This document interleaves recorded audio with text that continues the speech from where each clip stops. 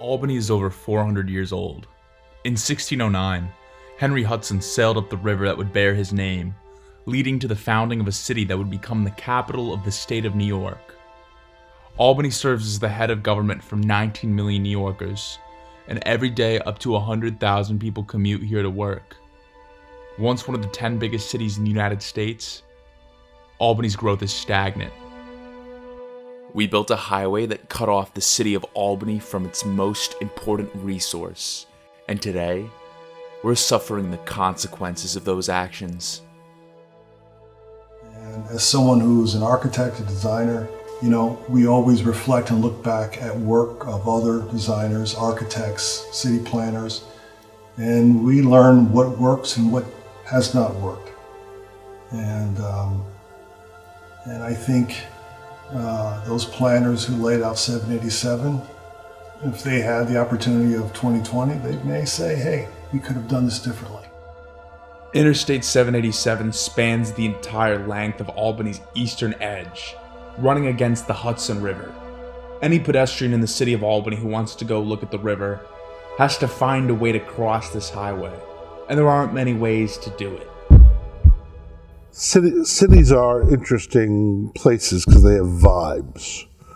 And Albany's vibe is an odd mix of these huge, towering bridges that, if you're on the street, are overwhelmingly belittling.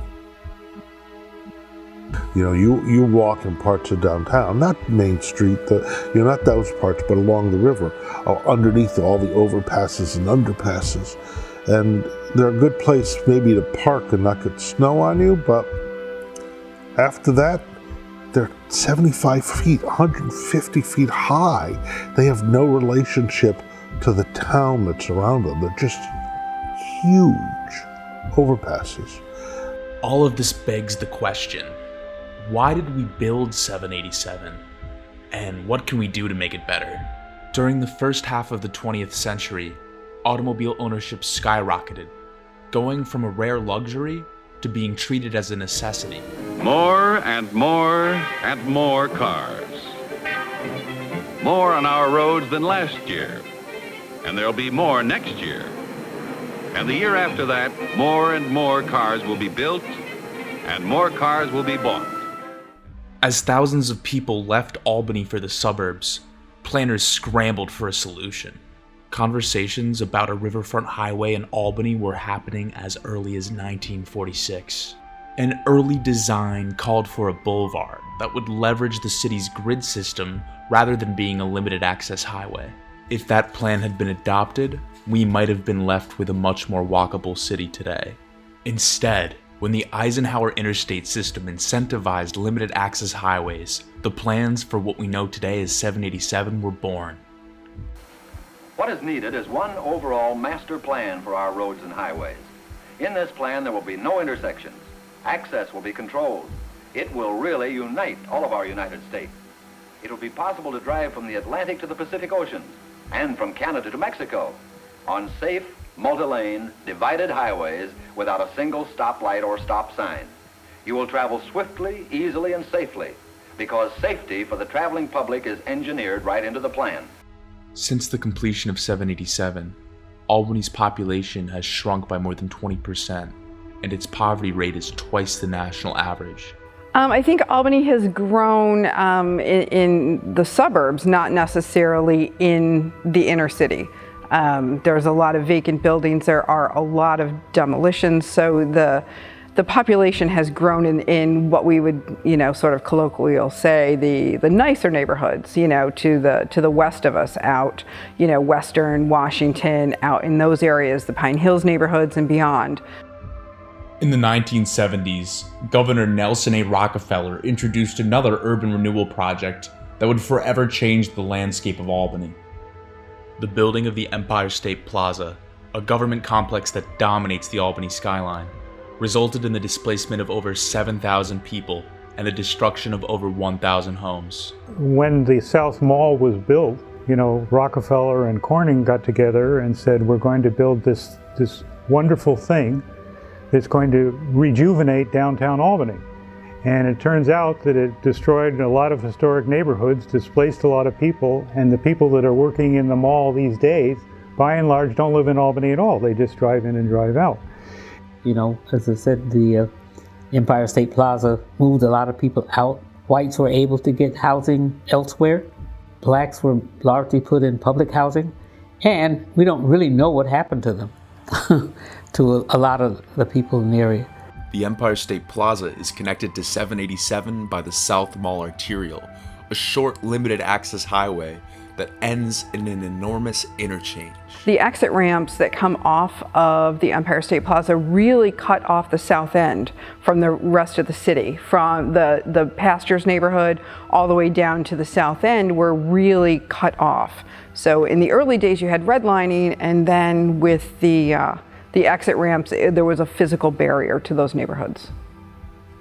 There was a huge understanding that government and the aims of government were more important than the communities they served.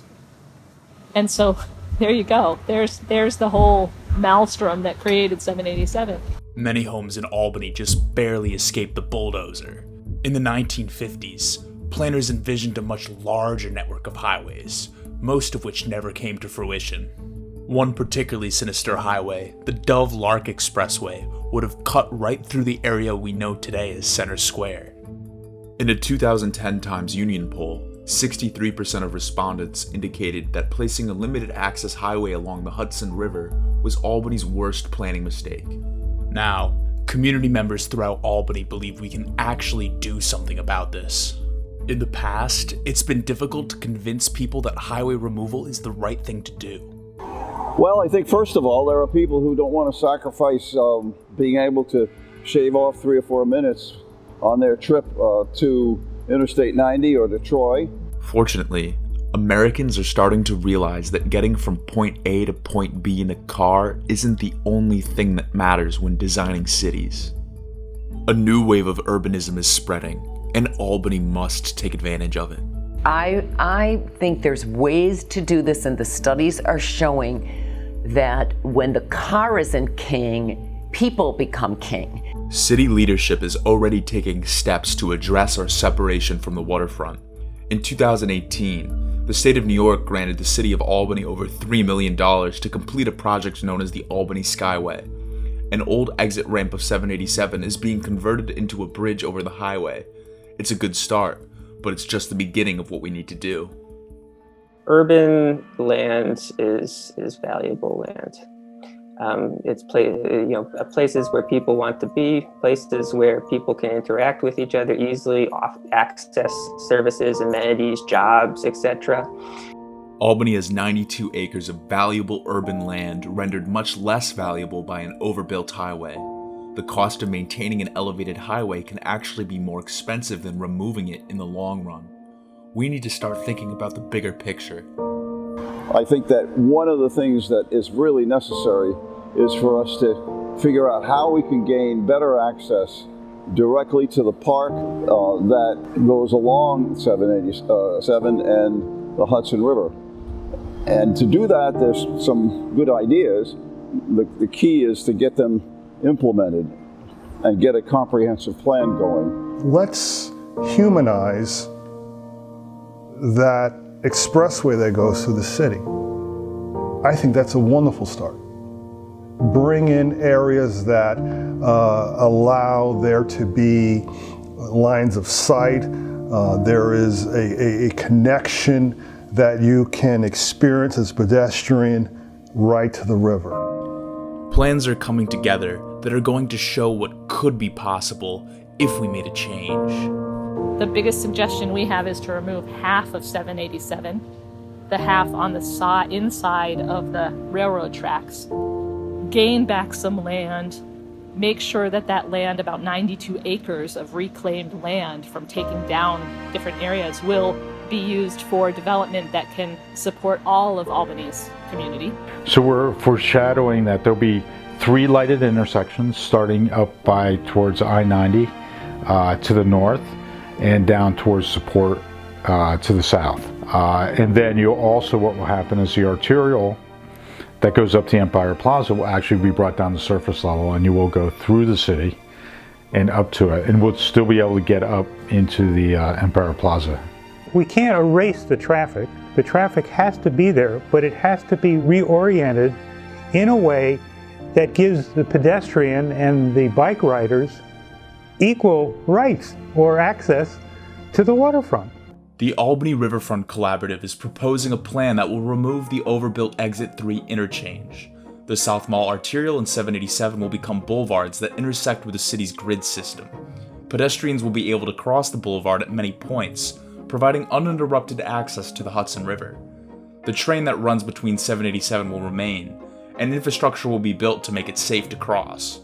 Redesigning 787 will have enormous benefits for the community. In addition to freeing up land on our waterfront, we'll see a projected amount of over $300 million in property and sales tax revenue over the next 20 years. We'll be able to plant thousands of trees and reduce pollution in our city.